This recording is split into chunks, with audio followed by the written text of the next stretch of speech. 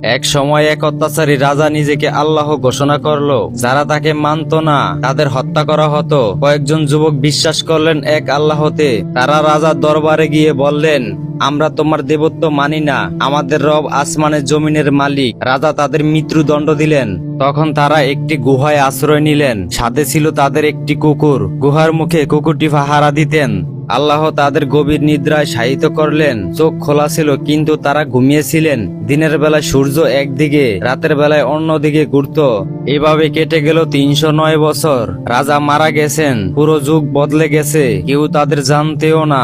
একদিন তারা জেগে উঠলেন, একজনকে খাবার কিনতে শহরে পাঠালেন। সে দেখলো মুদ্রা পূর্ণ হয়ে গেছে, বাড়িঘর বদলে গেছে, সবাই হতবাক হয়ে গেছে।